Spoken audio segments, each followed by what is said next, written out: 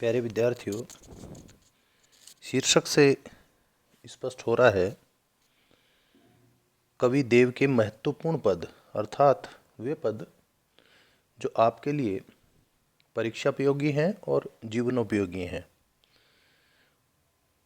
यानी भविष्य की नीति के हिसाब से और आपके पाठ्यक्रम में परीक्षा के दृष्टिकोण से जो महत्वपूर्ण पद हैं वो मैं इसमें ले रहा हूँ।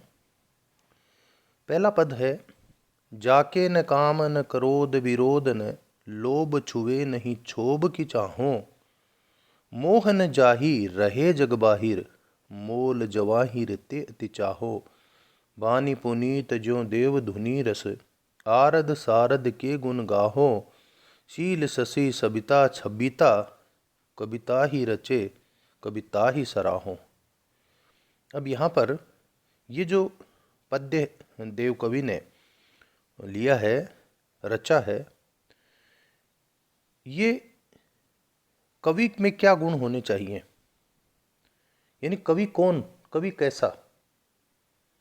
तो कवि के जो गुण हैं उनका उन्होंने वर्णन किया है और उनकी ये मान्यता है, उनका ये मानना है कि कवि जो है उसके अंदर बहुत सारे गुण होने चाहिए।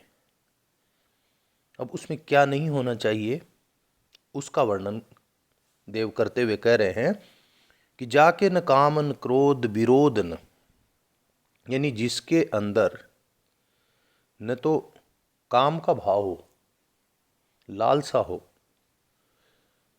न क्रोध न विरोध, यानी वो बड़ा सहज स्वभाव वाला हो, सुने सबकी करे मन की, सबकी सुनकर और शांत भाव से जो साहित्य में सृजन कर सके और भविष्य में सबके लिए उपयोगी काव्य लिख सके, उसके लिए जरूरी है कि वो शांत स्वभाव का हो।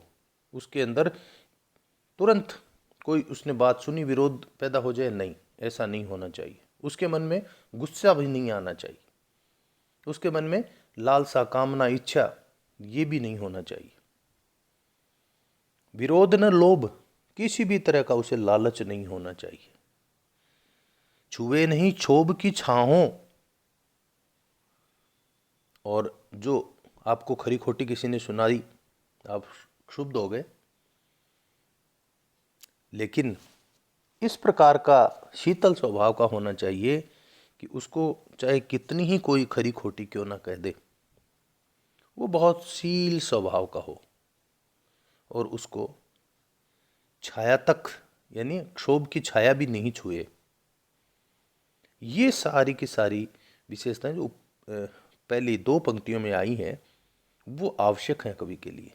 अगर उसके अंदर ये सब चीज़ें होंगी, इस तरह का व्यक्ति जो होगा वो पूरी दुनिया को, उसका न कोई मित्र है न कोई उसका शत्रु है, एकदम वो शांत स्वभाव के साथ पूरी दुनिया को एका भाव से देखेगा और उसी भाव से फिर वो लिखेगा। उसका कोई अपना नहीं, कोई पराया नहीं, किसी के प्रति उसके मन में कोई क्रोध की, कोई बदले की कोई भावना नहीं, किसी चीज़ का उसे लालच नहीं, स्वार्थ नहीं। ये सब विशेषताएं, और यही विशेषताएं वो ये विशेषताएं उसके अंदर स्वाभाविक रूप से हों या प्राकृतिक रूप से उसको ईश्वर ने दे दी, ऐसा नहीं। इनको वो बनाकर चले। आगे की पंक्ति में वो कह रहे हैं, मोह न जाहि, किसी तरह का मोह उसे नहीं हो। ये लोभ और मोह के अंदर दोनों बातें आ गई। रहे जग बाहिर मोल जवाहिर ते अति चाहो।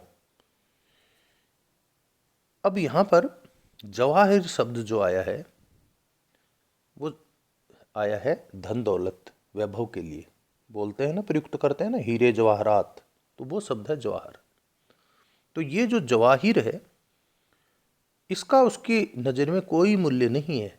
अब मूल्य किस चीज़ का है कि जो अंदर के जो गुण हैं उसमें, कि उसमें काम भावना नहीं हो, क्रोध नहीं आए उसे, वो लोभ नहीं करे, किसी तरह का उसे मोह नहीं हो, क्षुब्ध नहीं हो। ये जो अंदर उसने विशेषताएं ली हैं या प्राकृतिक रूप से उसके पास आई हैं, इनको वो हीरे जवाहरात से ज़्यादा महत्वपूर्ण माने, इनका महत्व वो ज़्यादा अति चाहो, इनको चाहे वो अंदर ही अंदर, इनसे इनको अपने साथ लेके चले। वाणी पुनीत जो देव धुनी। अब वाणी का मतलब उसकी वाणी। अब वाणी एक तो उसकी आवाज़ और दूसरा उसके द्वारा जो भी रचा जा रहा है, जो भी उसके द्वारा सृजित किया जा रहा है, वो किस तरह का हो, देवधुन जैसा हो। देवधुन यानी वो कल्याणकारी धुन। तो देवधुन से तुलना की है, उपमा दी गई है उसको। और इस तरह की वाणी जो होगी जिसमें किसी प्रकार का किसी के प्रति कोई विद्वेष नहीं होगा, सबको समान भाव से देखा जाएगा, वो अपने आप में पुनीत होगी। शब्द प्रयुक्त किया है यहाँ पुनीत, वाणी पुनीत। यहाँ वाणी से मतलब वाणी या उनकी जो काव्य रचना है वो पवित्र होगी निश्चित रूप से, वो देवधुनि के समकक्ष होगी। रस आरद सारद के गुण गाहो। अब यहाँ शारद जो शब्द है वो शारदा से, माँ शारदे, माँ शारदे यानी माँ सरस्वती। तो जो सरस्वती के गुणों का गान करने वाला हो, उसके अंदर सब रस हो, ऐसी भाव वो अपने साथ लेकर जाए जो आनंद की प्राप्ति दे, हर किसी को आनंद की प्राप्ति कराए। जो भी उसकी बातों को सुने वो आनंदित हो जाए। तो ये उसके अंदर विशेषताएं होनी चाहिए। उसकी वाणी पवित्र तो हो ही हो और दिव्यता हो उसके अंदर। वो मां सरस्वती का हर समय गुणगान करने वाला हो। शील शशि, और उसका जो स्वभाव हो ना वो शील हो, शीतल हो। कैसा? शशि जैसा, चंद्रमा जैसा, चंद्रमा जैसा उसका स्वभाव हो। उसके साथ ही एक और शब्द प्रयुक्त किया, सबिता छबिता। छवि मतलब तेज के लिए। जो सूर्य के अंदर जो तेज होता है वो जो पूरे जग को, पूरे दुनिया को प्रकाशित करता है। तो यहां पर तेज क्या है? उस कवि के अंदर के जो विचार हैं, उन विचारों में इतनी दिव्यता हो, वो इतने पवित्र हो कि जो भी उनकी इस देववाणी समकक्ष कविताओं को सुने तो जिस तरह से सूर्य का प्रकाश पूरी दुनिया में कल्याण करता है, प्रकाश फैलता है, ठीक उसी प्रकार यहाँ पर कवि की वो कविताएं, कवि की वो पंक्तियाँ, कवि के वो भाव विचार पूरे संसार को आलोकित करें, पूरे संसार को ज्ञान दें, अंधकार का नाश करें। वो इस तरह की आगे आगे वो लिखते कविता ही रचे, वो इस तरह की कविताएं रचे। अगर ये सब चीज़ें यदि किसी कवि में हैं, जो वर्णन यहाँ पर देव ने किया है, ये सब कुछ किसी कवि में यदि समाहित है, शामिल है, कविता ही सराहो, तो उस कवि की सराहना होनी चाहिए, उस कवि की प्रशंसा करनी चाहिए। अब ये सारी चीज़ें जिस व्यक्ति में, ये सारी विशेषताएं, ये सारे गुण जिस कवि में होंगे वो निश्चित रूप से देवतुल्य होगा, वो निश्चित रूप से कल्याणकारी होगा। उसके जो विचार होंगे वो उदात्त होंगे, पवित्र होंगे। तो ऐसा व्यक्ति सही मायने में कवि होता है। कवि की तुलना देव के साथ की जाती है। कवि का लक्ष्य सर्व कल्याण होता है और देवताओं का लक्ष्य भी सर्व कल्याण होता है। तो ऐसा जो कवि होगा जिसके अंदर किसी भी तरह की कोई अवगुण नहीं हो, जो अपने आप में गुणों का भंडार हो और इन सब गुणों को वो संजो कर रखे, किसी भी प्रकार की विपरीत परिस्थिति क्यों ना आए, उसकी जो शील है, स्वभाव है, उसमें कहीं भी अंतर नहीं आना चाहिए। वो चाहे उसको कोई कितना ही मजबूर कर दे, कैसा ही वातावरण हो, वो कहीं मोहित नहीं हो, वो कहीं पर भी प्रभावित नहीं हो। एक सा भाव लेकर यदि वो चलता हो तो ऐसे कवि की तारीफ होनी ही चाहिए। बहुत सुंदर पद है देव का ये।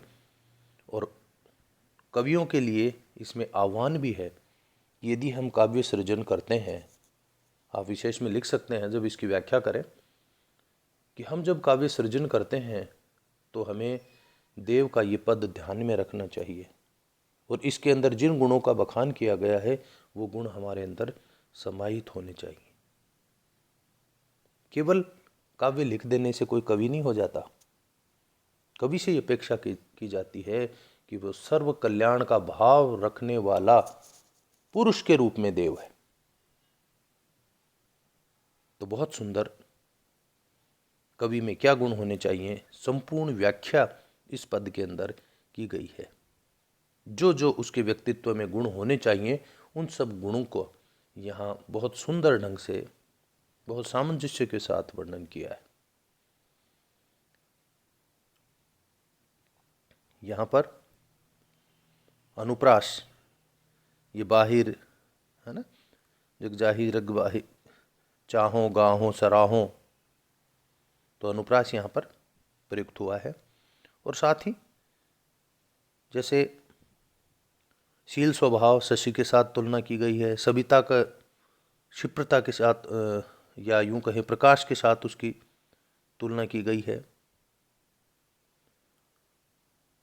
तो उपमा भी यहाँ पर अलंकार स्पष्ट है, उपमा दी गई है कि उसका स्वभाव कैसा हो, स्वभाव चंद्रमा के समान हो।